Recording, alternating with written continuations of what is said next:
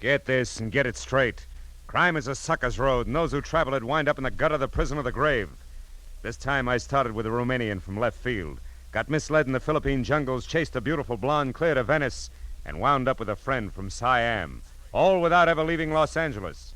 It happened like this. From the pen of Raymond Chandler, outstanding author of crime fiction, comes his most famous character in The Adventures of Philip Marlowe.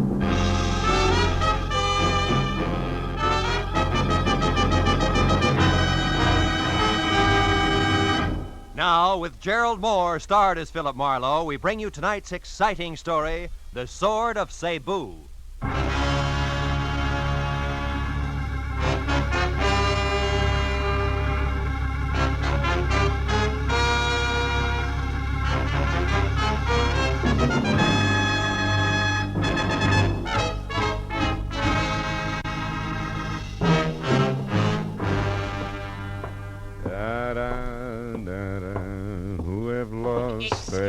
You could tell me where is the office of Philip Marlowe, the detective, maybe? Yeah, sure. Right around the corner here to your left. Oh, thank you very much. Uh-huh.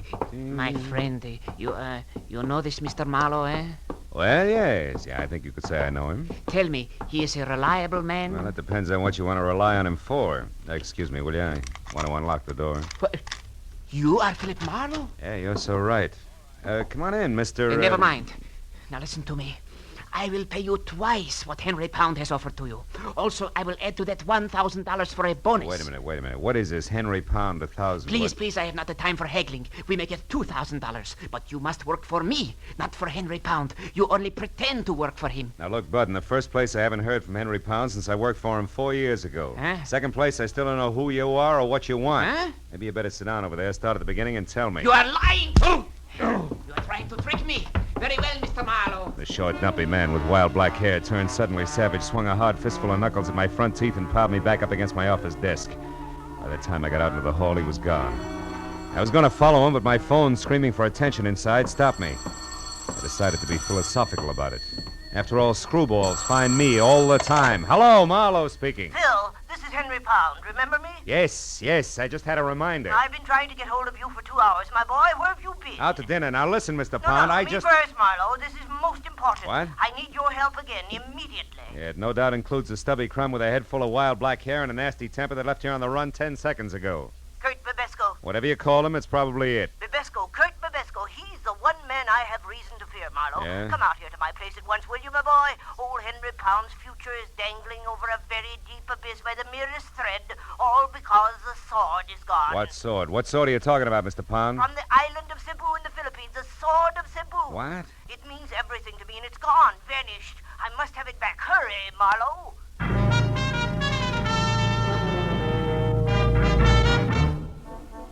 20 minutes later, I pulled up in front of the walled-in jungle Henry Pound called home and zigzagged in through an Okinawan anti-evil spirit gate. Waded past the grove of dripping elephant ears and ragged banana trees and finally made the front door. The house itself, from turned-up eaves to thatched nipa lanai, must have been gathered piecemeal on Pacific Islands, all the way from Hokkaido to the New Hebrides. It was Henry Pound himself who answered the door. Oh, Marlowe. You know, the only thing wrong with you is I never get to see you except when I'm in trouble. That's the business I'm in. Well, come in. Sure. Hey, it's quite a place you have here, Mr. Pound. The islands, my boy, yes. Since business keeps me away from them, I brought their atmosphere here to me. Even the music, huh? All but the mosquitoes. Oh, shoo-shoo. Now, stay away from underfoot, will you? Go on, scat. Shoo-shoo, huh? That's an albino Siamese, isn't it? Yes, quite unusual. Yeah. But he sheds that abominable white fur of his like any common cat this time of year. Yeah. By the way, did you see my servant Hideki? Was I supposed to? Well, when I couldn't reach you by phone, I sent him down to your office to wait. Well, he must have gotten lost then. Well, no matter. Now, let's get down to cases, my boy. Now, sit down, will you please? And listen closely. All right.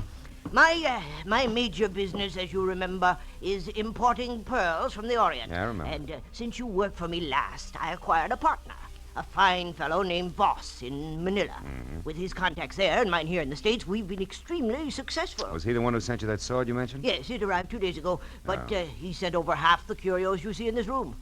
That's why I failed to realize that there was anything special about the sword of Cebu.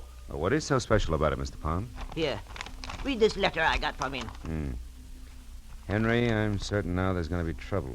From one Kurt Bibesco in particular. The man you saw However- tonight? Yeah, oh, I see.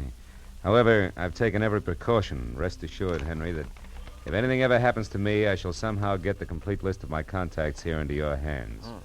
Sincerely, Eugene Voss. Well? Eugene Voss was murdered 4 days ago in Manila. Murdered for that list of contacts. You think the sword ties in some way? Well, I'm positive of it.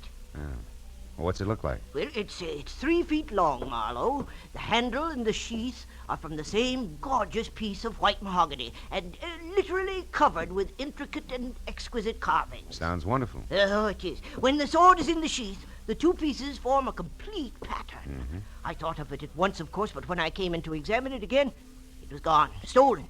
Naturally, I called you instead of the police. I've got to get it back, Marlowe, intact and without publicity. Why, that sword is worth... what the... Hi, Dickie. Hey, he's hurt. Hi, Dickie. Oh, Mr. Pound, I Dickie very sorry. He did not see Honorable Mr. Morrow. I Dickie was attacked outside the minute he left. By a stocky guy with wild black hair? Oh, yes, Ah. that him, yes. He find out where Hideki was going, then he hit Hideki. That all Hideki remember until a few minutes ago when he waked up again. Oh, well, do you need a doctor, Hi, Dickie? Oh, no, thank you. Just the same, Mr. Pound. Hideki already feel much better. Well, if you're sure, if you... well, now you better go lie down anyway. So, thank you. We wash head first and be ship-shape no time. Yeah. Very sorry, Hideki was Well, such fool, yeah, Mr. Pound. Excuse, please, very sorry. Well, now, that explains how Babisco got to your office, my boy. He's our man, all right. Yeah, but I don't think Babesco has the sword. You see, he's looking for it. He offered $2,000 to me to double-cross you. Oh. I can't understand it. Babisco is the only one who might know the truth about the sword. If he didn't take it, then who... Oh, shoo. You stupid cat, get out of there. Look out!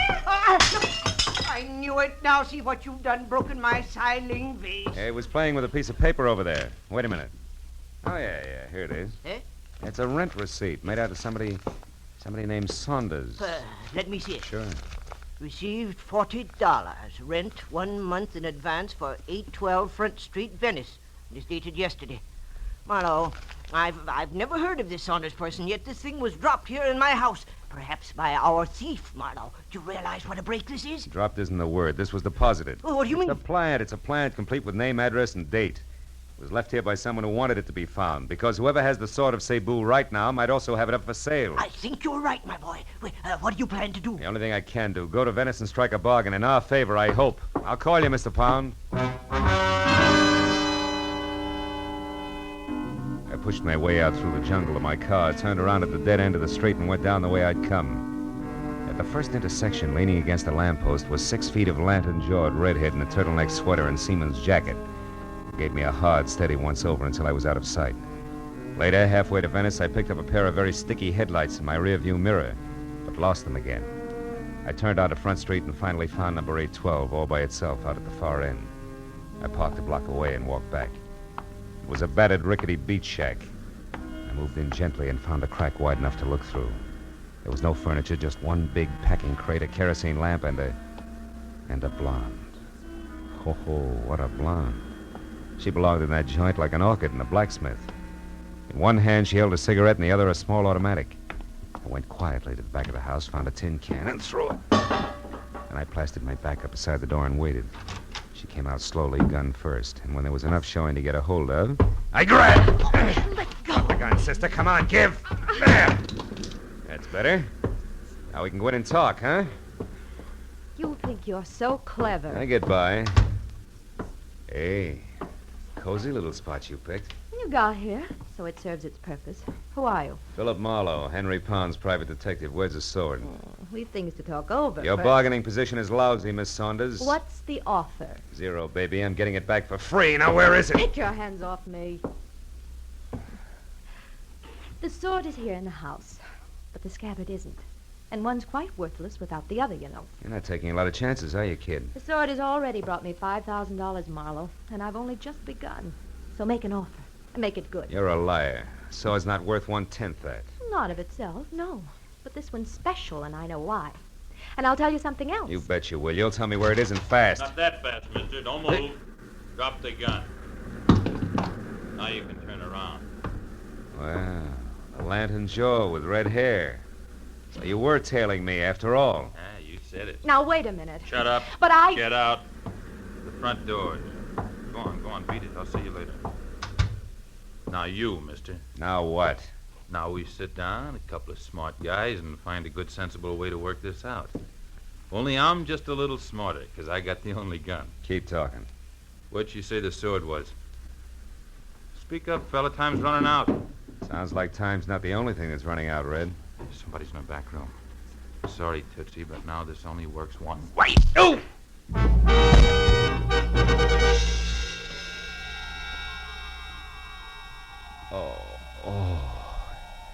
I couldn't tell how long I'd been out. But I felt like I'd lost at least a weekend in somebody's boiler factory. I got back far enough to realize that something was going through my pockets. He was snaggle-toothed, had a week's growth of beard, and put the room in need of a healthy spraying of sweet air. Yeah, that's a little better. I thought you was done in there for a minute. Yeah? Who are you? Oh, what happened anyway? Yeah, that's what I'd like to know. Call me Sid. Okay, Yes. Sid. Yes, thank you. I was walking along the beach out there like I always do, and all of a sudden I heard a scream. You know, like it was a wounded cat. It came from in here. And I know this house has been empty for years. Was it you was screaming? No, I went out too fast. Yeah. Well, I come a-running, and just when I stepped up in the porch, a fella in a pea-jacket come charging out and beat it down the street. Yeah, I remember. Red and the noise in the back. Oh! Have you been in there, that back room? Me? Yeah. Sid? No, I just looked this far, and then I found you. What's it all about, mister? What's back in there? Hey, bring that kerosene lantern, will you? Yeah, sure. Here, I got it. Look, a guy. Yeah, a wild-haired Romanian named Bibesco, with the sword of Cebu sticking clear through him. Dead center.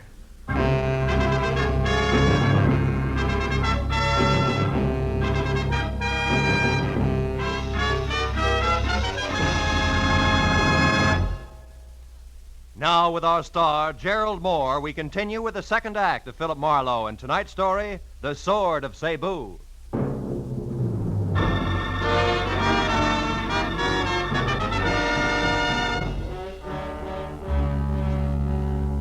While the beachcomber gaped like a marionette with broken jaw strings of the impaled body of Kurt Bibesco slumped at our feet, I quickly covered the room and the back porch, which led to the beach outside, looking for the wooden sheath that belonged to the sword of Cebu, just in case Claire Saunders had been bluffing.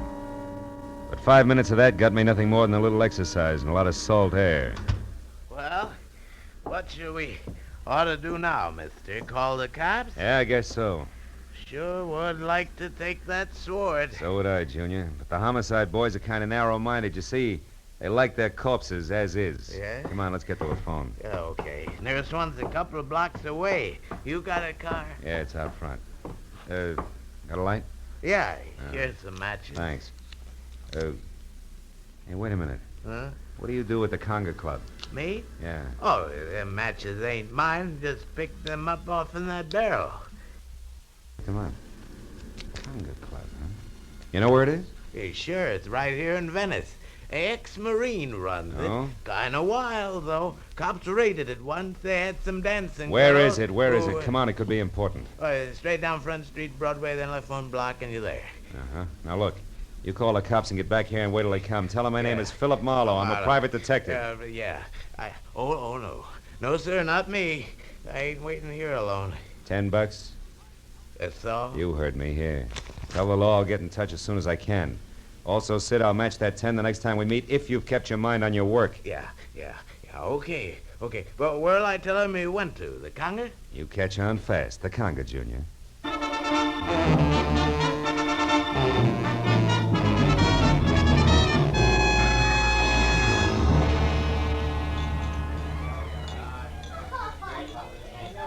What'll it be, Mac?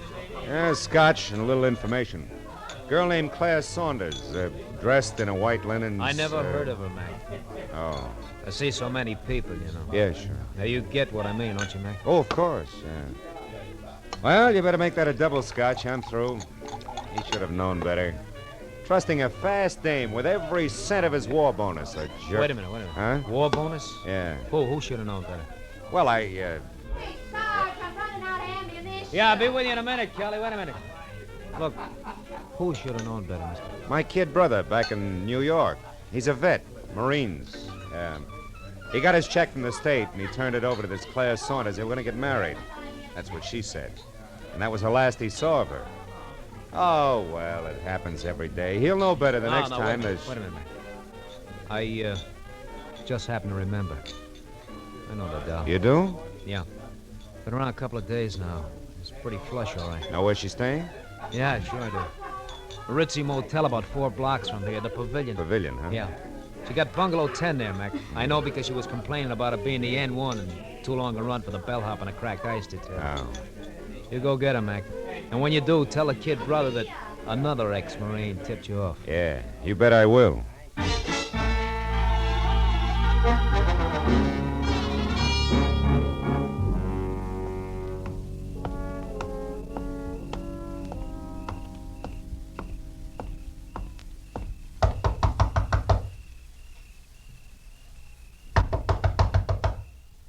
Who's there? Bellhop, ice. Oh, there must be some mistake. And you made it. Here, we're going to straighten it out right now. Get your filthy hands. Quiet down, Duchess. Now, sit down, over there. Don't as much as bat a false eyelash. While you do what? Take inventory, baby. I know you're alone because I played Peeping Tom before I played bellhop. Chambermaids do a much-needed job on bedspreads. All right. So it's under the pillow. So you've got the sheet. Now, what are you going to do with it? And without the sword? Are you kidding, Duchess? You don't think I missed that back room at the cottage, do you? You found the sword there? And Kurt Babesco, who's wearing the sword the hard way, through his insides. Somebody was killed with a sword. Oh, come on. It's a little late for that wide-eyed pitch, baby. Doesn't your carrot-top partner tell you every time he kills? Marlowe, you got everything wrong. Oh, sure I have, yeah, sure. But just for laughs, let's pass it and you along to the cops, huh? Oh, no, please don't. Please. I'll tell you everything, Marlowe. Turner isn't my partner. He hardly knows me. That's better. Now, just who's Turner? The man with the red hair. Uh-huh. Oh, Marlowe, believe me. I can explain everything. Okay, let's try it. Did you steal the sword from my client, Henry Pound, yes or no? Yes. Why? Marlowe, let me start at the beginning. A week ago in Manila, please. All right, let's have it. It was late in the afternoon, and I was shopping for a handbag, just looking in store windows when suddenly I noticed a man hurrying down the opposite side of the street. A man who turned out to be Eugene Voss, Henry Pound's partner, maybe? That's right. I could tell he was afraid of something, Marlowe. He darted into a curio shop nearby. A minute later, I saw Turner. You know him? Just slightly. We'd met once. Obviously, he was following Voss. But he didn't go into the curio shop. Instead, he hid close by. And then when Voss came out, he shot him, Marlowe. Just like that, huh? He was gone before anyone knew what had happened. I ran over to Voss to see if there was anything I could do to help. But there wasn't. He was dying. Oh, it was frightful. Please, Marlowe, I'd like a drink. They're on the desk. When you're through, go on. What happened next? Well, he told me to take the money in his billfold, $5,000, to take it all for delivering a message. About the sword? Yes. I was to get in touch with Henry Pound here in Los Angeles and tell him that the sword which Voss had just purchased in the curio shop was on its way, that he should pay special attention to it. And then he died. Mm-hmm. Well, you decided that $5,000 was an awful lot for playing messenger boy, huh? Yes. So you said nothing to the police, grabbed the first plane for L.A., got the Pound's place here, and swiped the sword, right? I figured if for delivering the message was worth $5,000, the sword itself would be worth a lot more. But you had no idea why. Oh, no. Maybe a code in the pattern of the design and the jewels in the handle. Probably not the sword itself. Yeah, you figured right, little schemer. Here, here's your drink. Thank you. The rest of the story I can fit together myself. You knew you had something, but you didn't know what, so you swiped the sword, you left an obvious clue to an empty cottage, that rent receipt, you counted on it to start the ball rolling, and it certainly did. Who would that be? I don't know. Find out. Who is it? Turner, I want to talk to you. Just a minute. You still sure you're not partners, baby? Yes. I told you the truth, Marlowe. All right, answer it. I'll wait here in the closet with the door open wide enough for the barrel of a .38, just in case you've never been to Manila. Go on. All right. Tommy! Open up, hurry.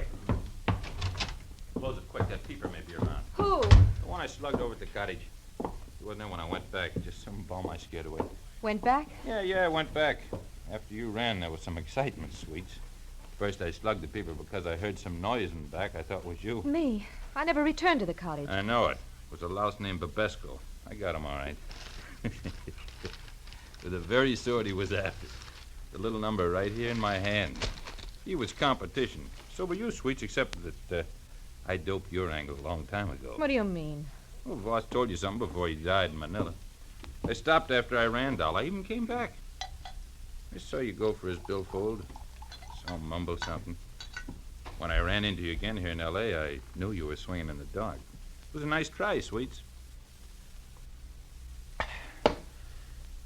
But you missed. Now give me the sheath. These two belong together. Come on, hand it over. You don't want me to be rough to you, doll. No. Here. Here it is. Well, that's better. Like I said, they belong together. Huh. That's funny. They should fit. What are you laughing at? The answer, Sweets, a slip of paper with a list of people on it.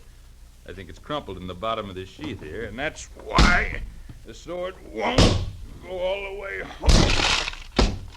Yeah, here it is. A piece of paper. A valuable piece of paper. Sure, names and numbers of all the players. What? That's it.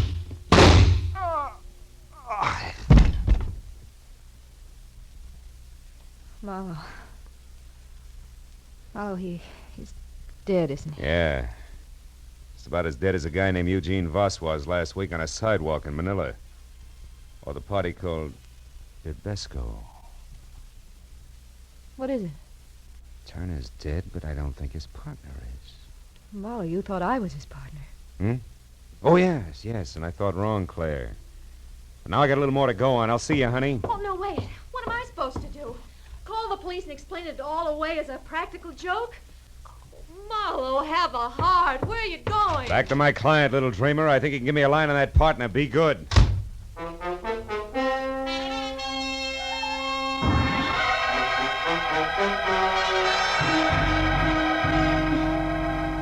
I was an hour plus driving slowly back to the transplanted world on Crestline Drive, and all the way I kept adding and subtracting all the screwball figures I'd run into, hoping that someplace I'd find a mistake.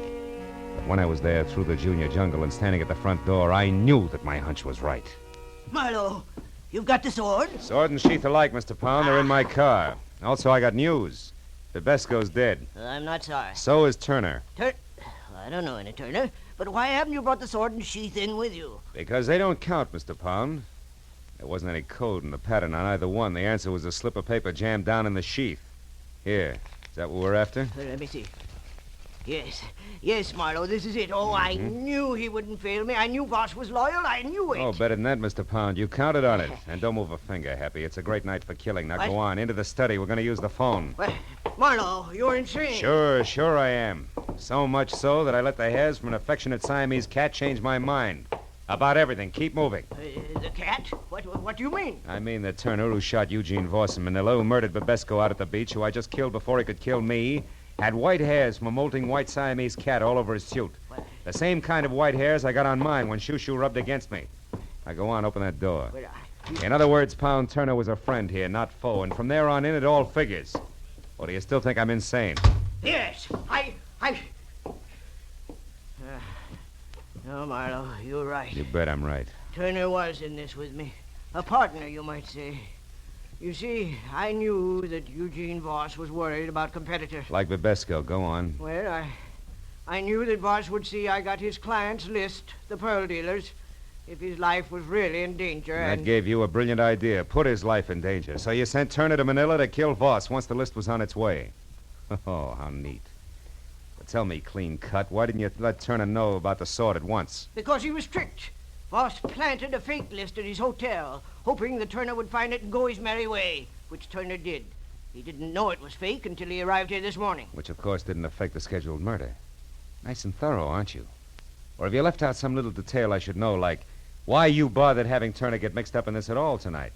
I would have brought the sword and sheath back for you without him. I know you would, Marlowe. That's why I hired you. But I also knew that there was a good chance that in finding the sword, you would also find that I deal in opium, not pearls. Oh, fine. And Turner was right behind me all the way, ready to kill me if I found that out from say, Babesco, huh? Precisely. Turner was right behind you, Marlowe, even as Heidecky is right behind you now What did in you the dark. You fool. Why do you think I kept talking here, kept confessing? Speak up, Heidecky. Heidecky, talk! He can't, Mr. Pound. What? Heidecky is very unconscious. He's what? I hit him with a vase, a Philippine No, island vase. no, you're lying! Heidecky! Heidecky! Pound, hold it, Pound! Oh, my leg! Oh, no. Oh. Marlowe, you've got him. Marlowe! What's the matter? Behind the curtain. There's nothing there, honey. Huh? Nothing more than a friendly cat named Shoo Shoo.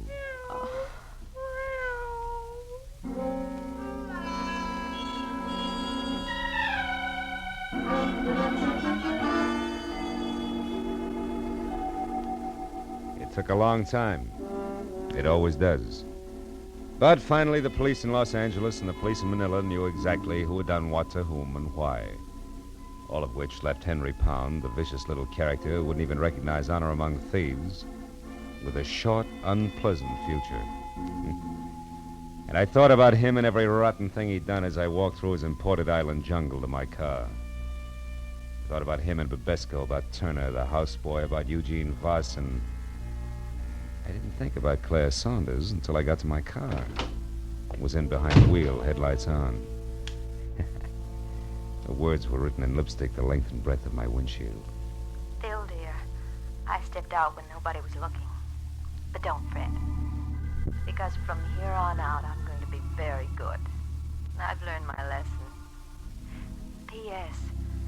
My plane doesn't leave until morning. Would you like to help me wait for it at the airport cafe. They have good food and they're open all night. Claire. Airport cafe.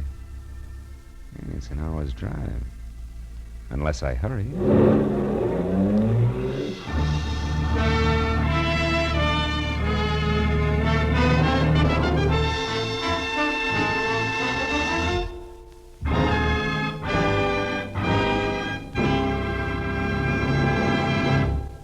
The Adventures of Philip Marlowe, bringing you Raymond Chandler's most famous character, star Gerald Moore, are produced and directed by Norman MacDonald and are written for radio by Robert Mitchell and Gene Levitt. Gerald Moore can currently be seen starring in Republic's The Blonde Bandit. Featured in our cast were Gene Bates, Junius Matthews, Barney Phillips, Byron Kane, Paul Frees, and Anthony Barrett. The special music is composed and conducted by Richard Arant. Be sure and be with us again next week when Philip Marlowe says... This time, an old Spanish woman who cared, a redhead and a mink who didn't, and a green suede button beside a corpse, all led me to a wounded man with a gun in his hand, cornered on a warehouse roof.